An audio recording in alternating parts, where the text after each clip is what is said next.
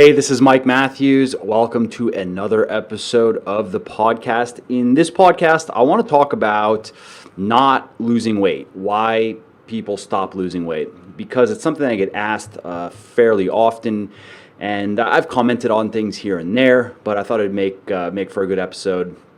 I wrote an article about it, I don't remember, a couple months ago, and that article has been popular, but people keep asking because they don't find it or whatever. So I thought it'd make for a good podcast episode. Now let's talk a little bit about the problem. The most common situation that I hear is where somebody has been following some sort of diet that usually revolves around clean eating, quote unquote. So they're restricting certain foods, they're not eating any sugar, they're not eating certain types of carbs, they're not eating carbs after a certain time in the day, blah blah blah. And maybe they lost some weight in the beginning of starting the diet. Maybe they're doing some exercise as well, but then in time the weight loss has slowed down, and then it's just plateau, and they've been stuck for however many weeks with no real change in terms of body composition, or some people, they're not really thinking with body composition, they're really just thinking with weight, so they haven't seen their scale go down and they just don't really know what's going on. And then they go and they start searching around online, and they just find all kinds of strange advice. Some people will say, oh, it's a hormone thing, you're not losing weight because your hormones are now out of whack for one of many different reasons. And in terms of solutions, it could be, you need to try this different diet, or you need these supplements, or you need to try this different workout program, or blah blah blah.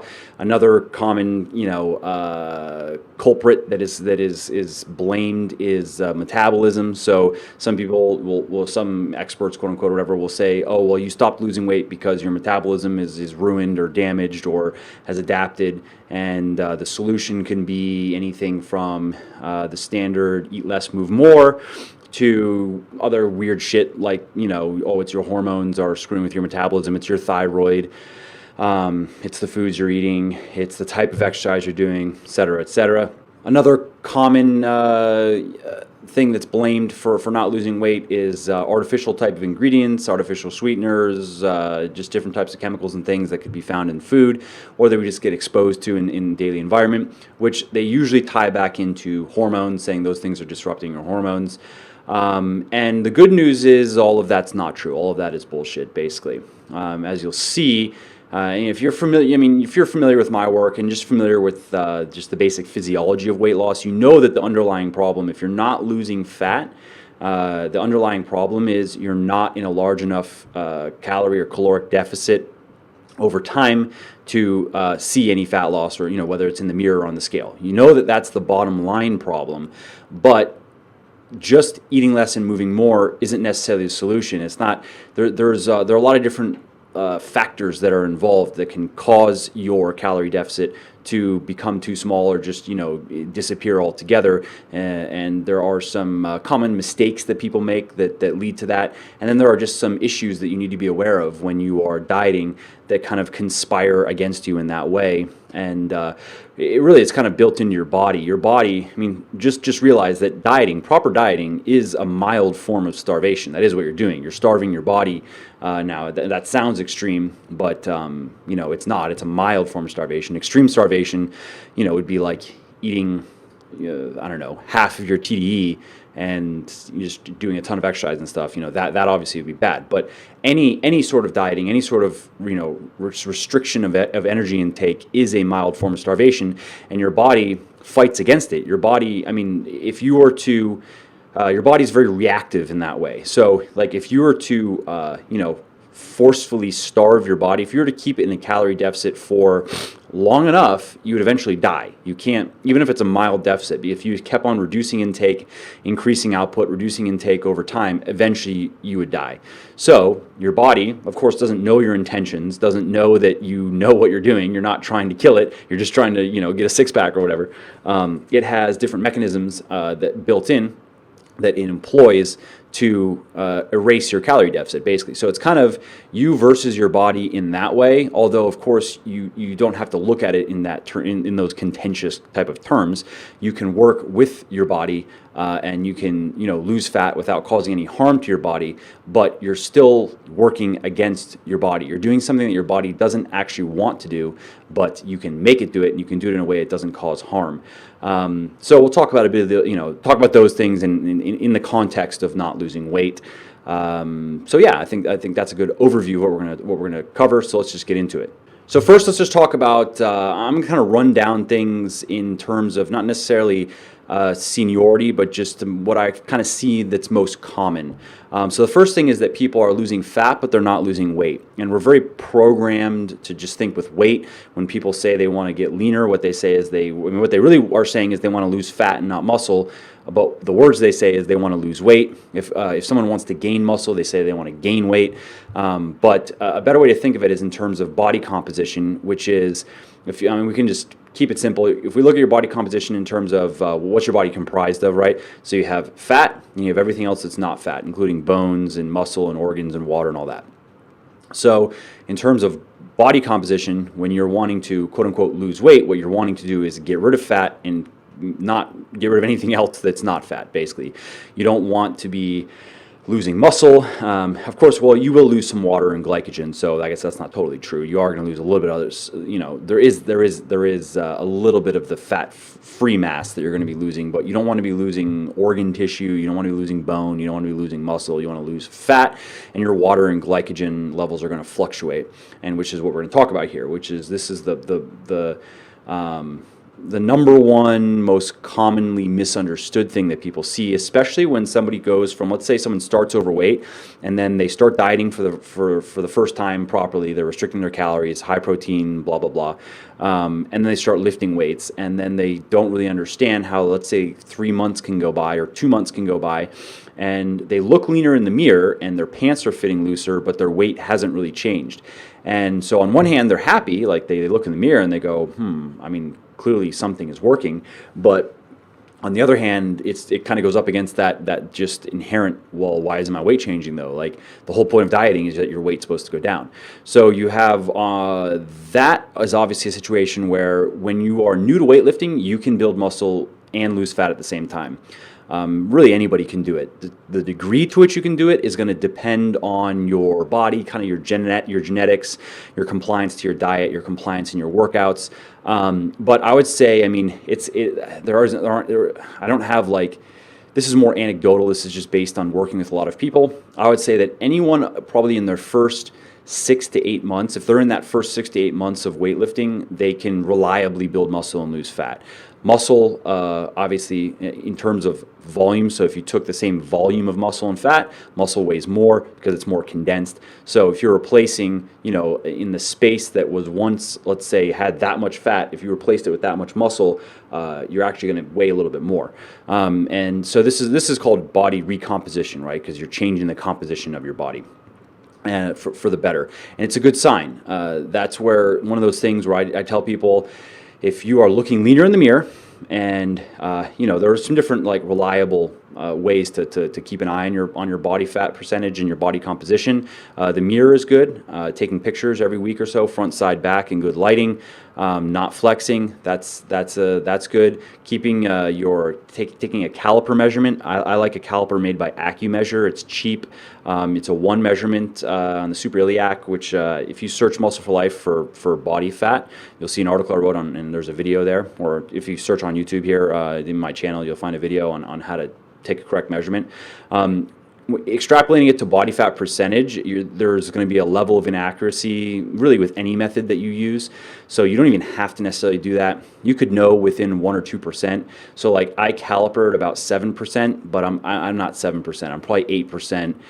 Highest would be 9%. My guess is I'm in the low 8% range. But again, it doesn't matter how I get tested, whether it's bioimpedance or whether I even go get DEXA scanned, hydrostatic, they all have margins of error. So there's really no way to know with 100% accuracy what your body fat percentage is, besides like cutting all the fat off your body and weighing it, basically. That's the only way to really know. So more importantly though is that you see that caliper measurement going down. in millimeters. So if you started at 10 millimeters, or let's say 15 millimeters in the suprailiac, and then you're now, say you started at 15 and now you're 10, you have lost fat, period. I don't care what happened on the scale. I don't care if you gained 10 pounds on the scale, you have lost fat. So that's reliable. And measuring your waist at your navel, that's also reliable. Again, if your waist is shrinking, you're losing fat. If it's growing, you're gaining fat. And in terms of how frequently to take these measurements, I recommend once a week under the same conditions, and weighing yourself. I mean, obviously keeping an eye on the scale is a good idea. I recommend weighing yourself every day in the morning after you've gone to the bathroom naked, and take an average every 7 to 10 days. Don't pay too much attention about that number day to day, because it's going to fluctuate based on water and going to the bathroom and how much food you ate and all that stuff. So if you take an average every 7 to 10 days, that's that, and then watch that average, that's a much more reliable way to see what's going on with your body. So there's also, I've talked a little about this already, water retention issues that can affect where you can be losing fat but not losing weight.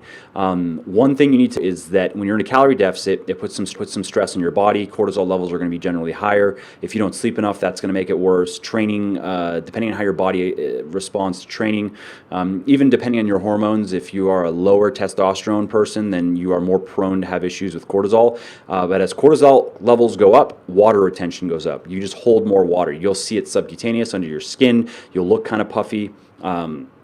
And that's just part of the game. And what you can do about that, though, is there are some different simple strategies. I mean, cortisol is a stress hormone, right? So also, if you have high stress levels just generally in your life, it's not going to help.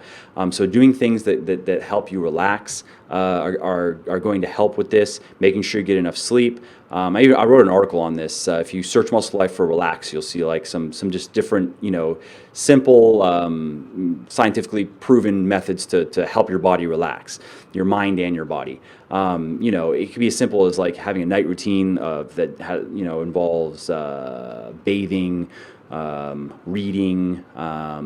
Obviously, meditating is a thing that some people are into. I've tried; it's not really my thing.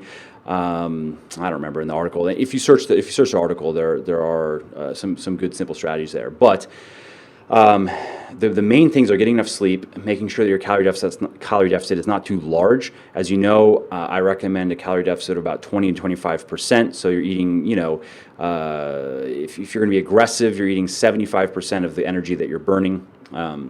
But you start going too large of a deficit, and it puts the body under more and more stress.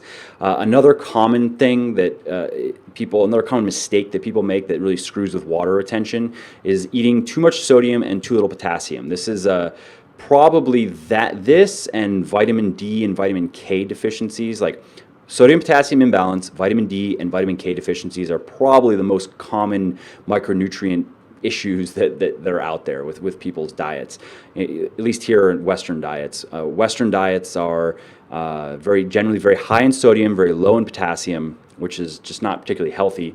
But it also can mess with your water retention. And generally speaking, most people's potassium levels are low. So potassium pumps water out of cells, and sodium pumps it in. So generally people's diets are very low in potassium, and sodium levels can be all over the place. So sodium one day could be 5 grams, sodium the next day could be 2 grams, then 3, and then, so those fluctuations can dramatically affect water retention. Again, this kind of depends on your body.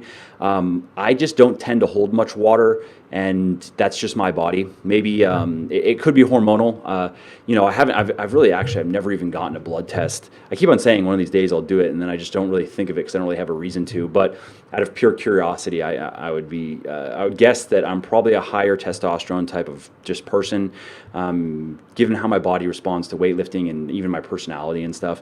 And I know my brother, he tested really high. He's not on drugs, definitely not. He's actually a skinny little dude.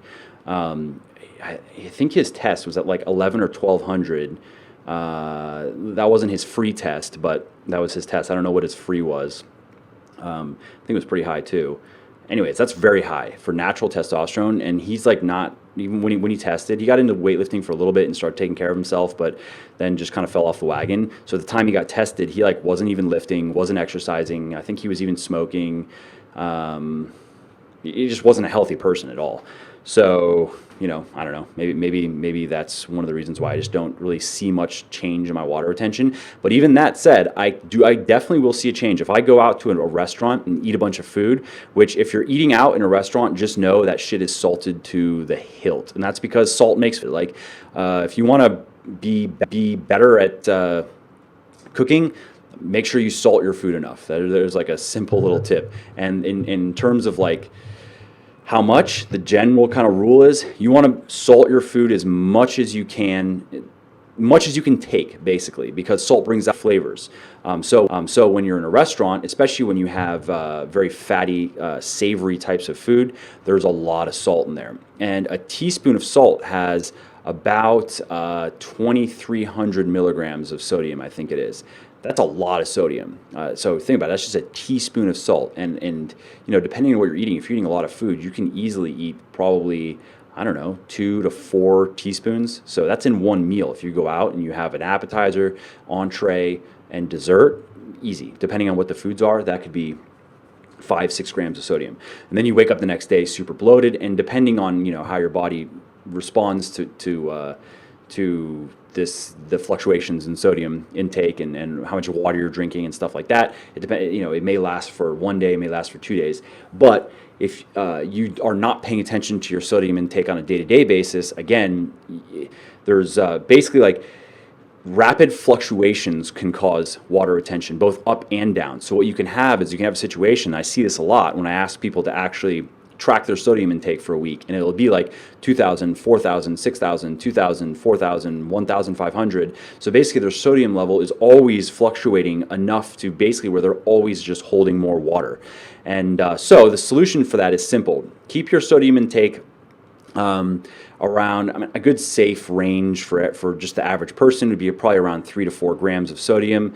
And again, there's like, I read some stuff just recently. There's some new research showing that unless you have a genetic little quirk, people can go quite a bit higher than that, and without having hypertension issues and whatever.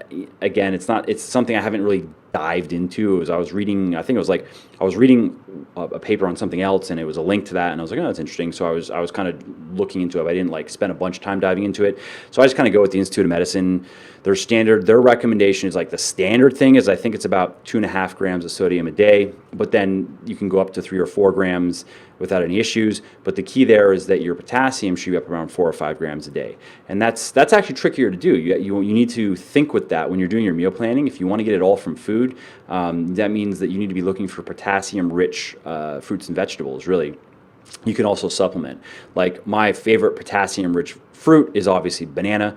I eat a couple bananas a day. I get probably about 2 grams of potassium from bananas, and then I get probably about another 500 milligrams from the other vegetables that I eat, and then I supplement with about 1 gram. So, and when you buy potassium supplements, just know that it's 99 milligrams per pill. That's the standardized, regardless of the form, potassium citrate, gluconate, whatever. You're not going to get, it might say like, 500 milligrams in a pill, but then if you look, it'll say providing 99 milligrams potassium and that's intentional. Because if you take too much potassium, if you were just to accidentally, let's say you thought it was 100 milligrams of potassium per pill and it's 500, and you were to take a bunch of pills, your heart can stop. You can die. So that's why it's restricted to 100 milligrams of pill to prevent overdosing. So yes, that means I have to take 10 pills of potassium a day, and that's what I do. And if I didn't want to take the supplement, of course I could figure it out with changing up my diet even a little bit more and adding more potassium, but I'd rather just take the pills. It's not a big deal.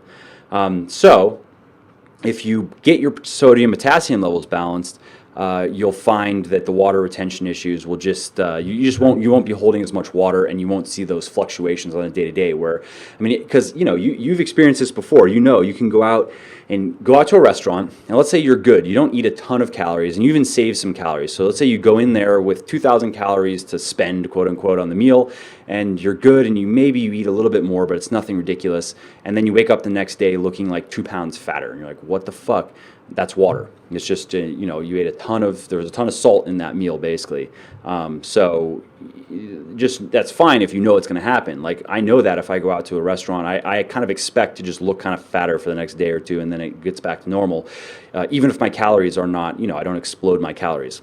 So let's move on to the next, probably one of the most common reasons why the people I speak with, why they are having issues, why their weight loss plateaus, not losing weight anymore, and that's they eat too many calories in short periods of time. Like, they'll be good on their diet and they'll maintain their calorie deficit for, let's say, 5 days of the week, and the weekends come and then it's like all out, oh, cheat days and shit, and they eat back all that deficit that they accumulated and all that fat they burned through the week. They gain it all back on the weekend. And I know I've talked about this before, so I'm not going to go on and on about it, but if you just look at it in terms of let's look at your calories and your energy expenditure on a weekly basis as opposed to just a daily basis. So let's say by the end of a week, on my average daily energy expenditure, let's just say mine is around 3,000 calories, give or take. So, I have 21,000 calories that I burn in a week. I probably don't burn that many because I'm less active on the weekends.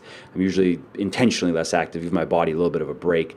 But let's just say it was 21,000 calories. So that's how much energy I'm going to burn. If I want to lose weight, then I'm going to be eating 75% of that. So, whatever that is, 16,000 calories, that's what I'm going to be eating. So if I did that, then that deficit there of, let's say it's a 6 or 5,000 calorie deficit, should be good for about a pound, maybe a pound and a half of fat loss. Now, if I go Monday through Friday and I have that deficit, and then I go ham on the weekends and my calorie intake skyrockets back up to, by the end of Sunday, if I ate, let's just say I pushed it right to 21,000 calories, not that I would even like that what you're doing, but I'm just kind of simplifying it here, then I've ruined that deficit. That means that for the whole week I ate the energy that I burned. So of course I didn't lose any fat. And what you'll see though, and how that'll go is, you'll go through the week and you get a little bit leaner, you look a little bit better, things are good, and then the weekend comes and you eat all this food, and then you usually see the after effects come Monday or Tuesday. You just don't look any different. Your measurements aren't any different. So you can have this improvement, and then you slide back, and then you just kind of look the same. That's very, very common. And you just have to be smarter with your quote unquote, with your cheating, right? And that's why, I think a cheat meal is fine. That's why I actually recommend just restricting it to one cheat meal a week when you're cutting, is just because, especially in my books like Bigger, Leaner, Stronger, Thinner, Leaner, Stronger, they're written more for people that are new to weightlifting, new to dieting, and I try not to overwhelm them with too many different things. Try to keep them, just give some simple rules of thumb, some simple guidelines to follow. And the reason why I say one cheat meal a week is because you're not going to do that much damage in one meal. Maybe you're going to end the day in like a few hundred calorie surplus, and it's not that every calorie that you eat, even, it depends on where those calories are coming from. A 300, 500 calorie surplus of carbs is just going to result in less fat storage than, let's say, a 300 to 500 calorie surplus of dietary fat. But if you want to look at it a bit more technically, in terms of a quote-unquote cheat meal, as you know, it doesn't really matter. The foods that you're eating are not the point. It's just the amount. And the problem with the foods that we quote-unquote like to cheat with are usually is that they're usually very high calorie. They're fatty foods. Like, probably people, the most, what are the most favorite cheat meals? Pizza, ice cream. Those are probably actually the top two: pizza and ice cream, right?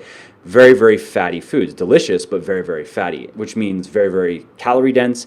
And also, as you probably know, I've talked about this many times, is that dietary fat is stored as body fat very efficiently. That's one of the primary purposes of that's one of the primary things that the body does with dietary fat, is store it as body fat.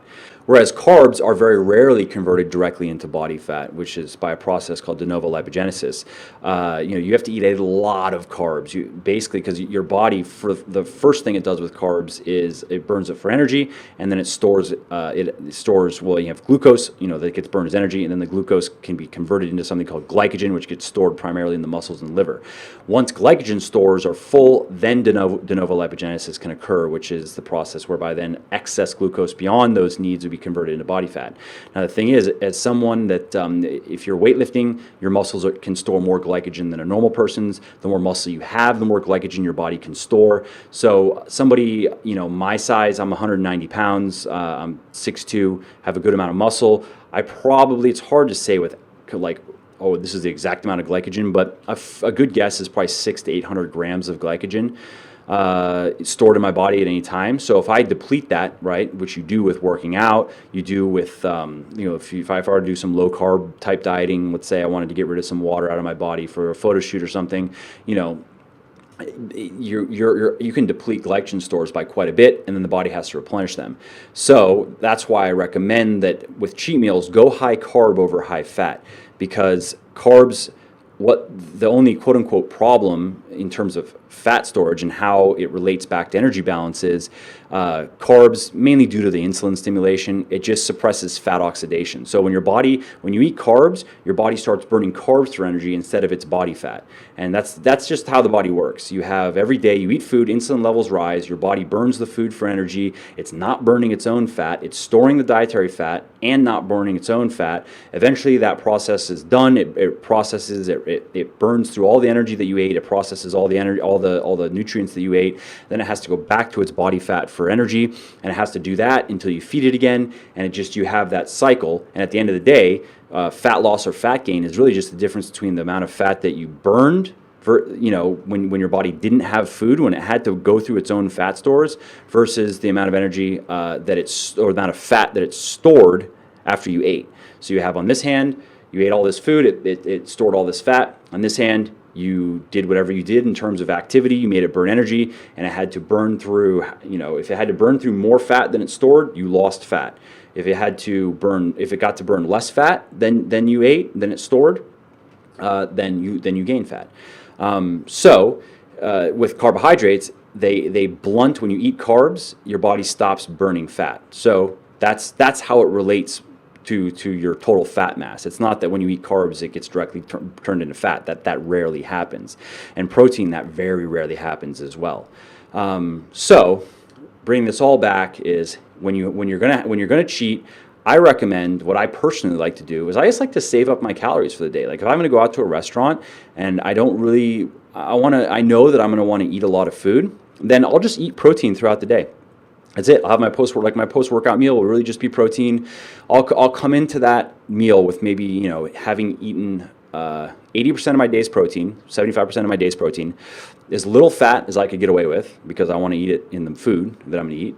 And it basically is little carbs too. Maybe I'll have, I have some vegetables at lunch and stuff, so maybe I'll have eaten 50 carbs by the meal comes. So then that gives me a big buffer. Now I get to eat, a couple thousand calories and not gain any fat. And in terms of, by the end of the day, just bring it back to the kind of scale example there.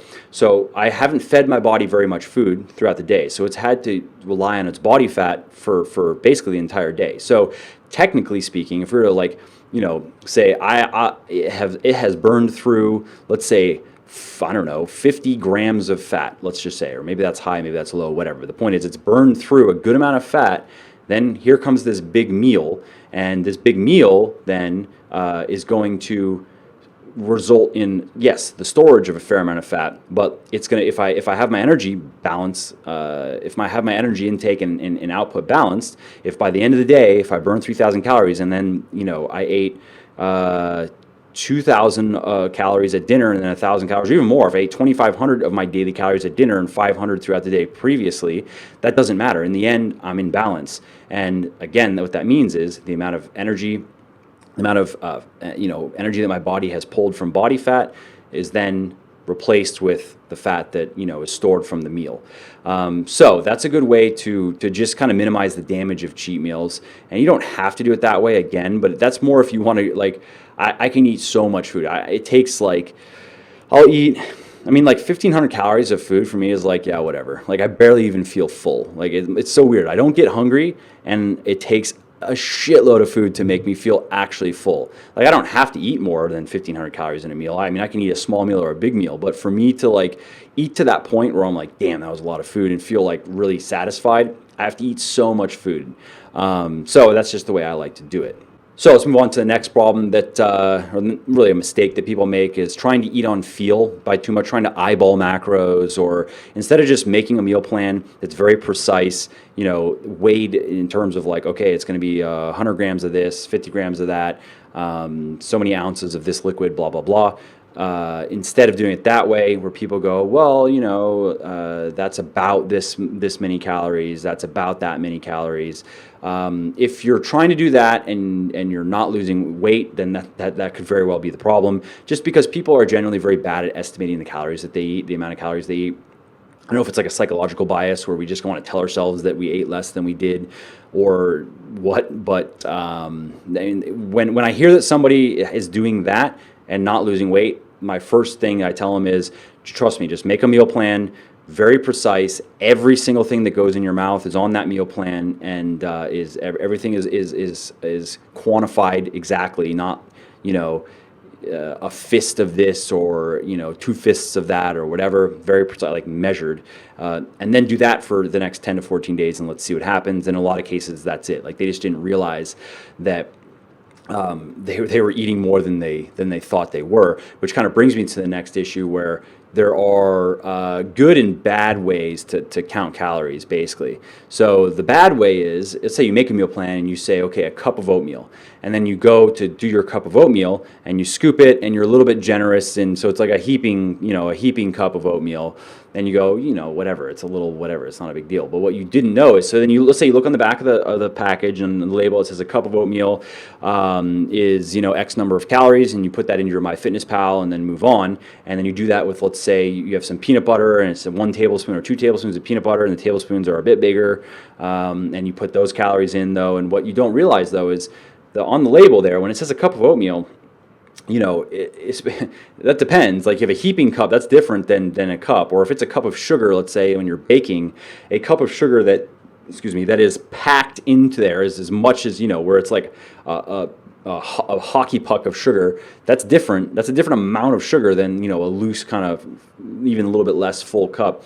And so it's much better when you are creating your meal plans, instead of just going by cups are fine. I use fluid ounces, but if I'm talking about anything other than that, I'm going by grams. That's much more precise.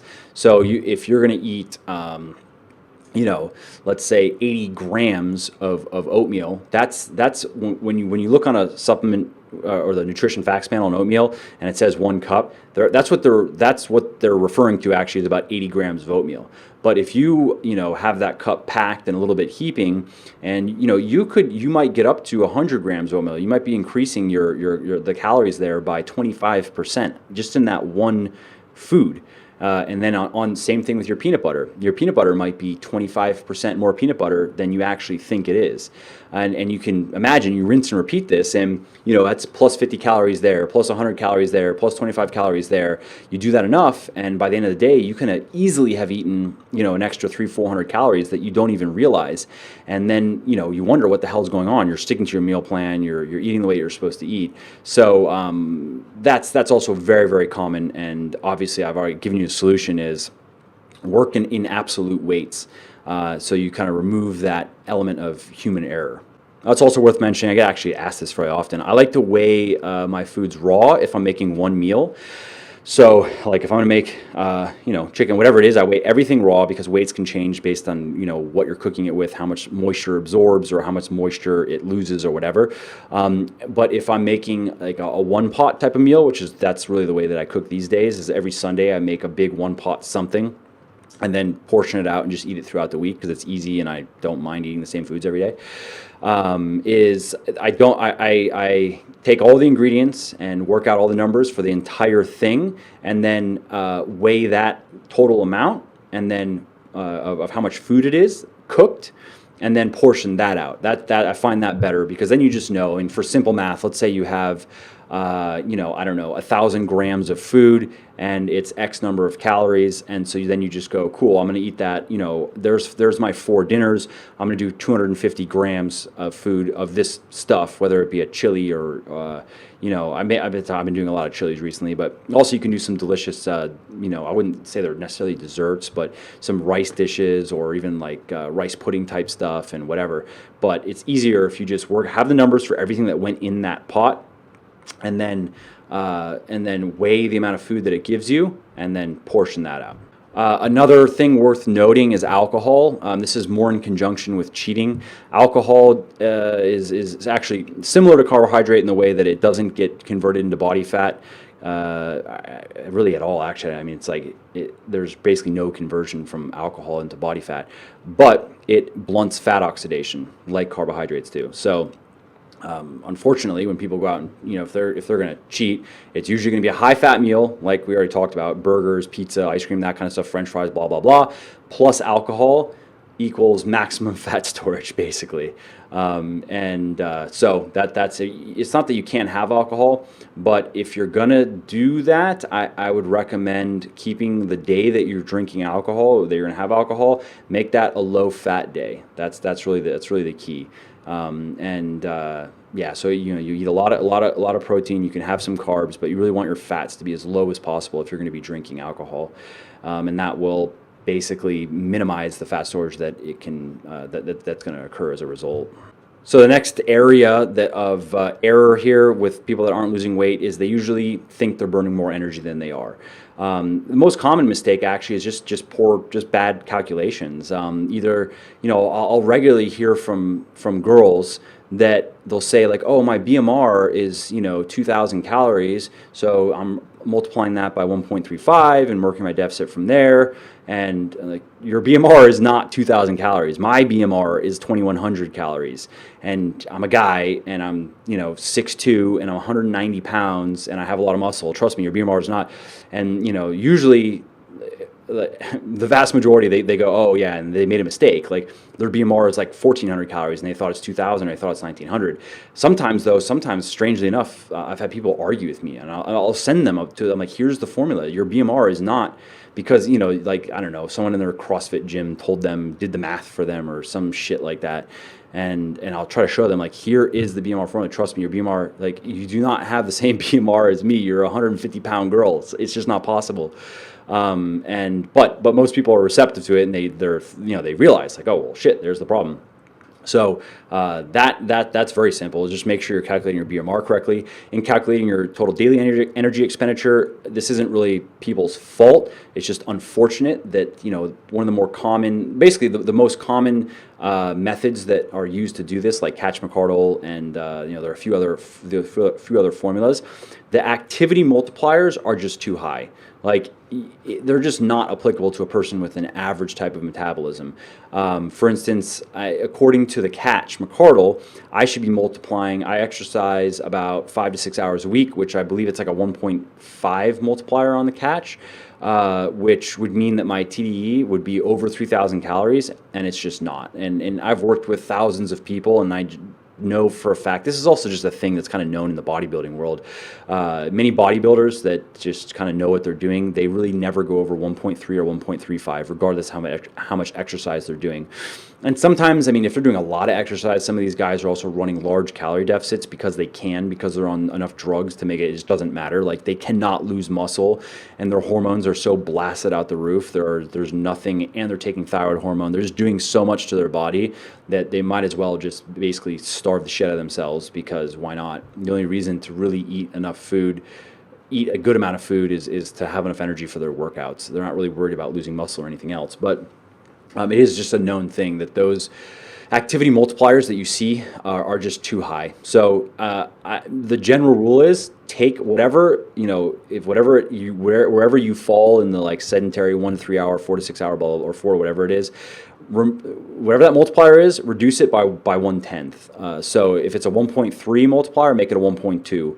Unless you have a very fast metabolism, unless you've been one of those people that's been lean your entire life, you've always had trouble gaining weight, you've always been eating a lot of food, then you probably could actually just stick with the normal multipliers, or you may even need to go higher. Again, I do run into people every once in a while. I run into guys very fast metabolisms. They have to eat a lot of food to gain weight, and but for the average person, if you take that activity multiplier and just reduce it by 1/10. In terms of decimal points, like remove or reduce the 10th slot by 1, then that will be more accurate.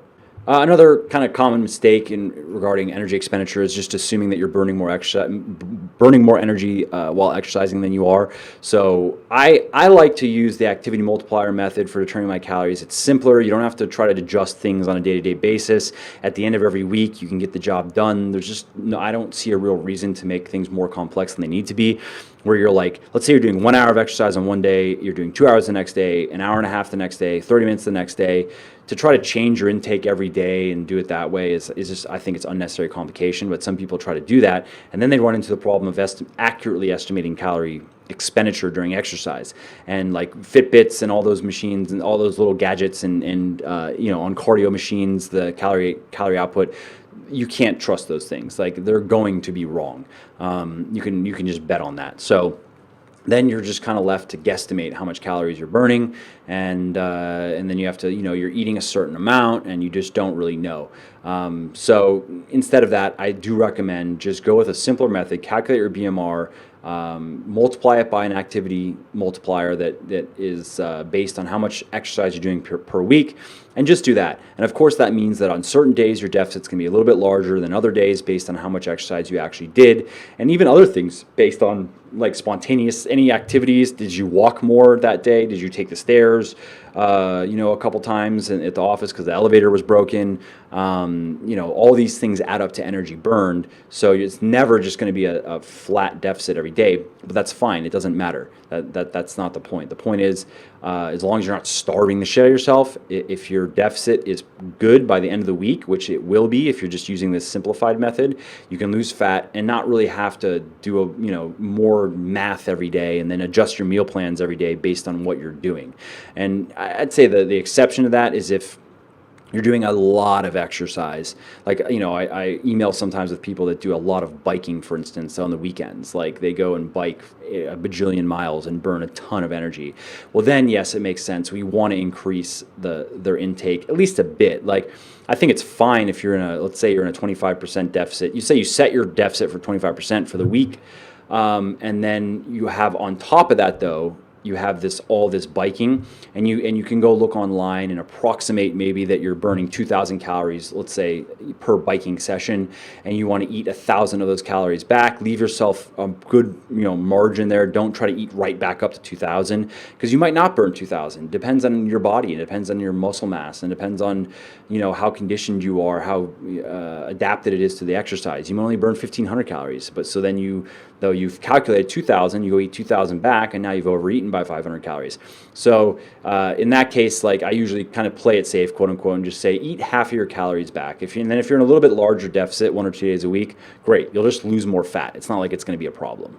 And one other thing you should know about energy expenditure is, and I mentioned this, spontaneous activity, right? So you have this non-exercise type of activity level that it varies from person to person. Some people are very high in this regard. They fidget around a lot. They're always moving. Like, little kids are a good example of this. Like my son Lennox, he's turning 3, and he's literally always doing something. He's always running around, moving, talking, playing with his toys, jumping around, and he's not quote unquote exercising, but he's burning a ton of energy because he never is sitting still. He's always doing something. So as we get older, obviously we're we're not so all over the place. But still, some people, they just they burn more energy that through just non-exercise activity than others. Some people are just more sedentary in general. Some people, they walk fast, they take the stairs instead of taking the 1-floor elevator. They fidget around a lot, they move their hands when they talk a lot. Like, all these things burn energy, and it adds up. And research shows that it can actually add up to quite a bit. Like, one study, like if you look at the lowest non-exercise activity thermogenesis, that's what it's called, NEAT, N-E-A-T. Lowest to highest was like a 2,000 calorie a day difference. 2,000 calories, that's crazy. I think the average was like maybe around 350 calories would be a more like when you start looking at the middle of the distribution of people where you go, okay, so you have people a little bit on the low end, a little bit at the high end, you could be a 400 calorie a day difference, but 300 to 400 calories a day difference, that's huge. And a lot of people don't realize that all the extra activity that occurs outside of the gym burns energy. So, that's why you'll see little weight loss tips to like take the stairs instead of the elevator, and walk the extra block or two instead of getting in the car and stuff like that, because it actually adds up. Even if you're cleaning the house, then dance while you're cleaning the house. Like, it sounds stupid, but it increases energy burning. So in that way, it helps.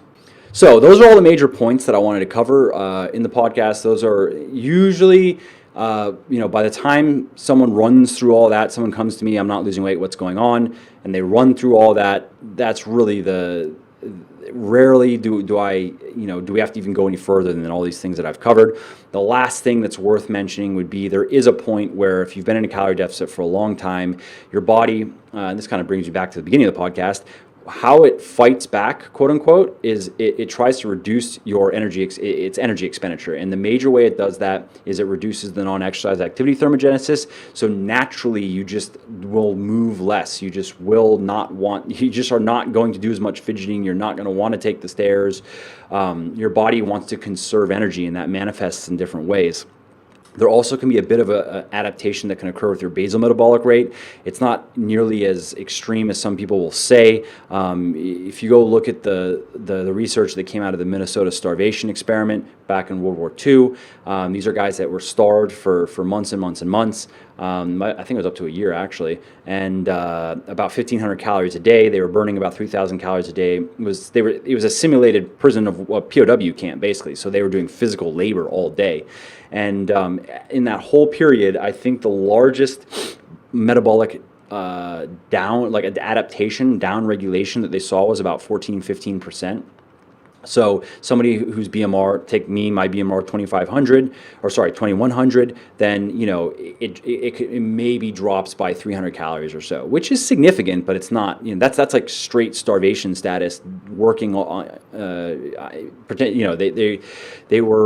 It was research done to see, like, with these prisoners of war, they're going to be coming out of the war. How do you wean them back on the food, when they've been starved for a year? So that was real starvation. Eating half your TDE for months and months and months, that's starvation. And even that didn't, completely wreck people's metabolism. So there is a bit of adaptation that can occur. Just know that.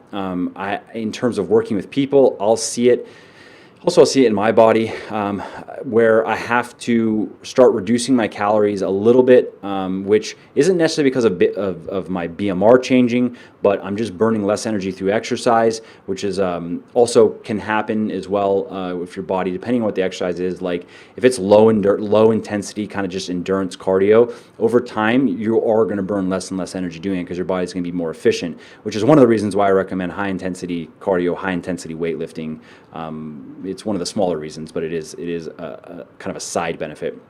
But over the course of about, I'd say 2 to 3 months into dieting is when you can expect to see a bit of this adaptation, where you can be good on everything else that we just talked about.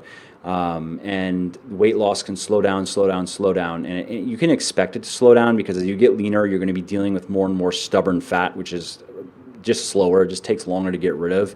Where in the beginning you might be able to lose 2 pounds of fat a week if you're quite overweight, and then at the end of your diet, let's say you're a guy, you're now down to about 10% body fat, or you're a girl down to about 20% body fat, and you want to keep it going. You can expect maybe a half a pound of fat a week. You can maybe get that up to a pound with some supplementation and doing everything right, but it slows down. But you just know that there is going to be a bit of metabolic adaptation, and the solution there is if everything we just talked about, if all that, none of that fixed the problem, the weight loss is still too slow, it's still just grinding, you're not feeling good, then it's time to reverse your calorie intake. Now, one of the many problems with dieting is when you're in that state, so you've kind of mildly starved your body for several months, you've gotten lean, and I won't get into the details here because this video has already gone quite long, and but basically your body's in a state where it can rapidly store fat. So what you don't want to do is do what many people do, and that is just start slamming down calories because you finally are like, the diet's finally over, and you just start eating everything. You're going to gain fat very quickly. Instead, what you want to do is reverse diet, which is where you slowly increase your calories over the course of a month or so, and just to prevent that binge effect, basically. And I'll link an article down below on reverse dieting that goes all into it, and you can just go check that out. Or if you're listening to this, you're not on YouTube, then you just go to Muscle for Life and search for reverse diet, and you'll see it. So that's everything. I hope you find this video helpful, and let me know what you think in the comments below. Subscribe and do all that good stuff, and I will see you next time.